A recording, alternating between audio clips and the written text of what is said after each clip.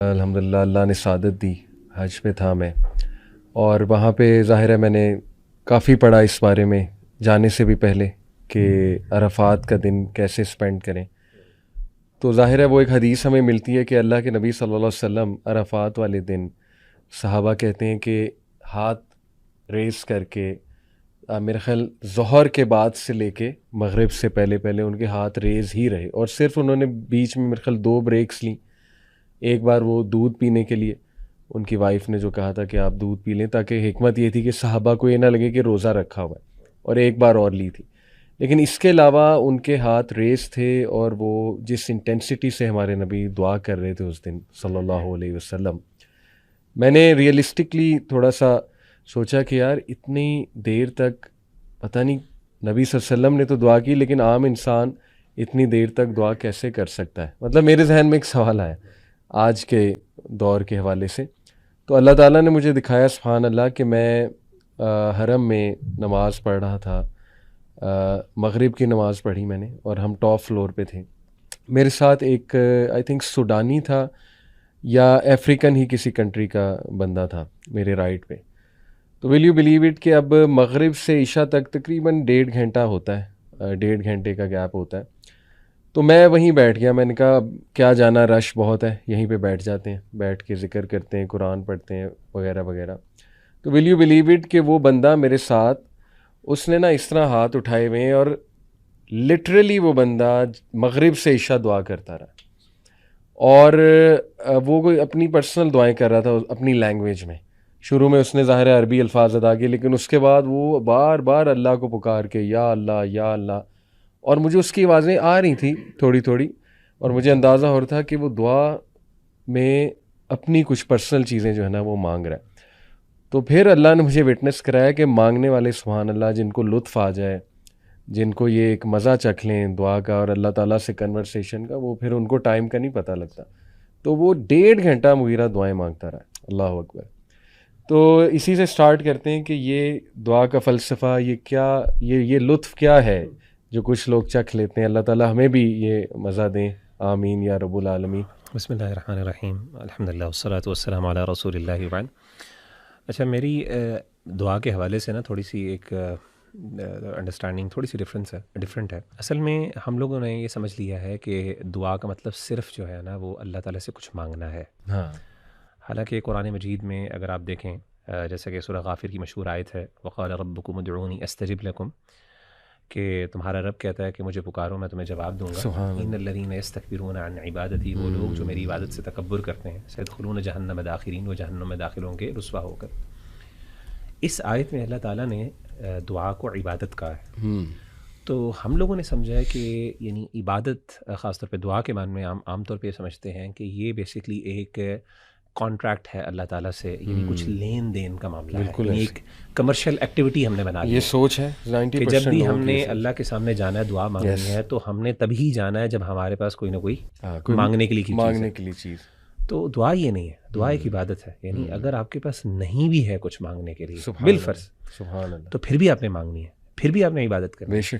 لیکن بہت سے ایسے لوگ ہیں جو اپنے آپ کو اللہ معاف کرے سیلف سفیشینٹ سمجھتے ہیں. جیسے کہ قرآن مجید نے بھی ایسے شخص کے بارے میں بات کی نا، الرآہ استغنى، بالکل صحیح، کہ اس نے سمجھا کہ میں مستغنی ہوں، یعنی مجھے کسی چیز کی ضرورت نہیں ہے. صحیح ہے. یعنی میں نے ایکچوئل میں کچھ لوگوں کو دیکھا ہے کہ اللہ نے اتنی نعمتیں ان کو دی ہیں، ہر طرح کی نعمت ان کے پاس ہے، کہ they don't have apparently any reason to actually cry in front of Allah سبحانہ و تعالیٰ. ان کے پاس کوئی ریزن نہیں ہے، اور وہ سمجھتے میں کیوں مانگوں اللہ سے جب مجھے ضرورت نہیں ہے کچھ. تو انفارچونیٹلی مسئلہ یہ ہے کہ وہ دعا کے فلسفے کو نہیں سمجھے. دعا عبادت ہے، عبادت کا کاز صرف یعنی اگر آپ کو کوئی چیز چاہیے تبھی آپ نے نہیں، یعنی آپ نے نماز پڑھنی ہے تو صرف تب نہیں پڑھنی جب آپ کو کوئی چیز چاہیے. تو اللہ کے رسول صلی اللہ علیہ وسلم سبحان اللہ، ضروری نہیں کہ he was actually asking Allah for something. صرف اللہ کا شکر ادا کرنا، اللہ تعالیٰ کا حمد بیان کرنا، الحمدللہ، اللہ اکبر، اللہ کا ذکر کرتے رہنا دعا کے اندر ہاتھ اٹھا کے، that's it. That's also a دعا. اور پھر اگر آپ اس معنی میں لیں تو پھر تو سبحان اللہ، پھر sky is the limit، کیا بات، اس میں کوئی نہیں.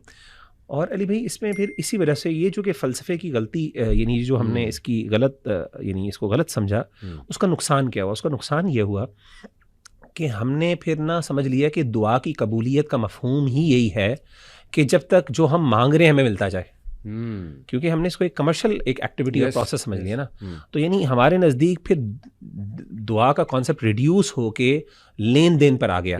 تو جب تک مجھے کچھ نہ کچھ مل رہا ہے تب تک میری دعا قبول ہو رہی ہے, اور جب تک مجھے نہیں ملا بظاہر اپیرنٹلی جو میں مانگ رہا ہوں اس کا مطلب میری دعا بھی نہیں قبول ہو رہی. حالانکہ جب وہ بندہ صرف دعا کو ایک اللہ تعالیٰ کی عبادت سمجھے گا, ضروری تو نہیں عبادت کے فوراً بعد آپ کو جو چیز آپ کے دل میں تمنا ہے, نماز آپ پڑھ رہے ہیں, کسی کے لیے نیکی کر رہے ہیں, ضروری مل جائے. میں نے عرفات والے دن بھی مغیرہ یہ دیکھا کہ ماشاءاللہ ایک تو وہاں پہ وہ جگہ ایسی ہے, اور انشاءاللہ اللہ آپ کو بھی لے جائے, آپ کو یہ احساس ہوگا وہاں جا کے کہ وہاں پہ نا ایک ہر کوئی لگا ہوتا ہے, اور کچھ لوگوں کا رونا دیکھ کے تو آپ کا ایمان بھی تازہ ہو جاتا ہے کہ جس طرح وہ دعا کر رہے ہوتے ہیں, اور ماشاءاللہ واقعی کئی گھنٹے لوگ ہاتھ ریز کر کے کر بھی لیتے ہیں ماشاءاللہ, اور الحمدللہ میں نے بھی ٹرائی کیا. تو مجھے ایک بات یاد آئی مغیرہ بڑی زبردست, کہ جو آپ نے یہ بات کی نا دعا کا اصل فلسفہ سمجھنا ہے کہ یہ ہے کیا. آپ دیکھیں کہ دنیا کا بیسٹ ڈے 9 ذی الحج, علماء اس پہ کافی جو ہے وہ کنسنسس ہے, اور بیسٹ ڈے پہ جو بیسٹ دعا نبی صلی اللہ علیہ وسلم نے سکھائی وہ ہے لا الہ الا اللہ وحدہ لا شریک لہ لہ الملک و لہ الحمد وہو علی کل شیء قدیر. ظاہر کیا چیز ہے مانگنے کے لیے, اس میں طلب ہے ہی نہیں, اس میں تو مانگنا کچھ ہے ہی نہیں. مطلب ہم عام لوگوں کو بتائیں نا کہ یہ بیسٹ دعا, کہیں گے نہیں یہ دعا نہیں ہے, یہ تو ذکر ہے. اب نبی صلی اللہ علیہ وسلم نے کہا یہ دعا, اور یہی دعا میرے باقی بھائیوں نے, تمام انبیاء نے یہی دعا اس دن کی. تو شیخ انس کو بھی میں ایک دن وہ بتا رہے تھے دعا کے ہی ٹاپک پہ, تو انہوں نے بڑی خوبصورت بات کی. انہوں نے کہا کہ دیکھیں آپ تمام انبیاء کی دعائیں دیکھیں, ان میں 2 چیزیں آپ کو ملیں گی, ایک توحید کا اقرار, ایک اپنی عاجزی کا اقرار.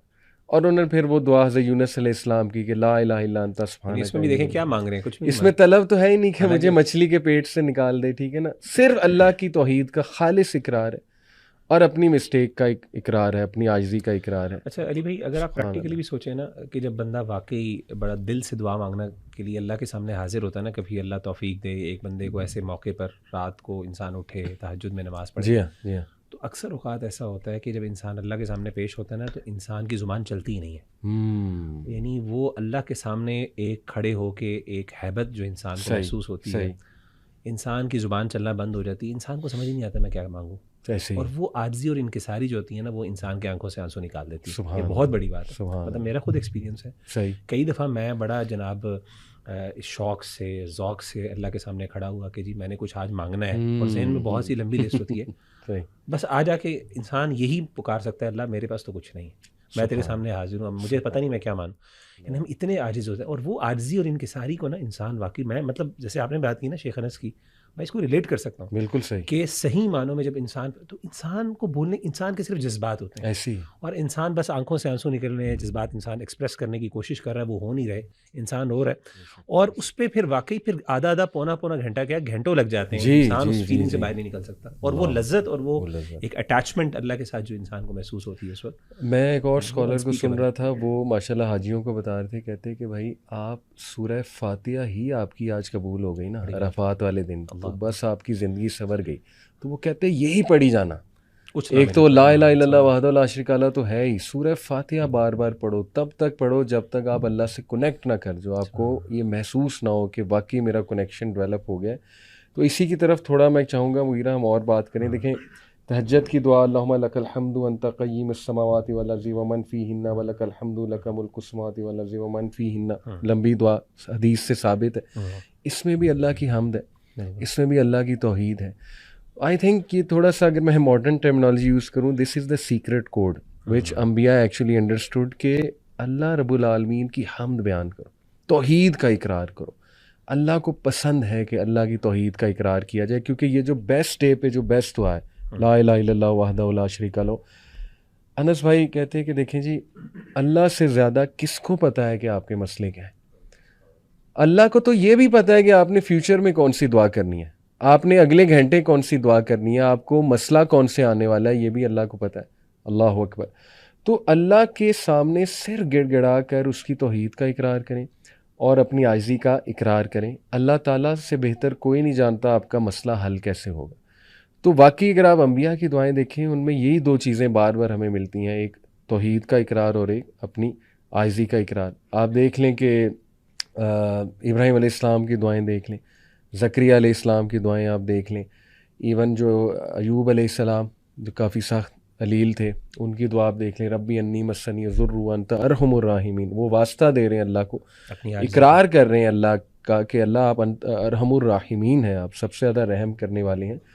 تو اس پہ میں چاہوں گا تھوڑا سا، اور ہم شروع میں چاہتا ہوں کہ نا یہ فلسفہ مزید سمجھائیں، کیونکہ مجھے نا اس سوال بڑے آتے ہیں کہ میری دعا نہیں قبول ہو رہی، کافی عرصے سے میں دعا کر رہا ہوں یا کر رہی ہوں. تو پہلی بات، کیا دعا ہمیں کرنی بھی آتی ہے کہ نہیں کرنی آتی ہے، اس کے آداب اور اس کے آداب کیا ہیں، اس کا فلسفہ کیا ہے، تھوڑا اس پہ میں چاہتا ہوں کہ ہم. اچھا، آپ نے جو سیدنا جو انبیاء کی مثال دی ہے، وہ سورۃ الحج سورہ انبیاء کے اندر اللہ تعالیٰ نے پورا ایک رکوع ہے جس میں ان آیات دعاؤں کا ذکر کیا، اور وہ ساری بالکل رائٹلی سیڈ، وہ ساری دعائیں ایسی ہیں، اور اس میں خاص طور پہ سیدنا زکریا کی مثال، بلکہ اگر آپ ان کو ان آیات ان دعاؤں کو ہم نکال لیں اور وہ ساتھ ساتھ کوٹ بھی کریں تو بڑا اچھا ہو جائے گا. یہ ایک مسنون دعائیں ہیں، ربی لا تذرنی فردا وانت خیر الوارثین.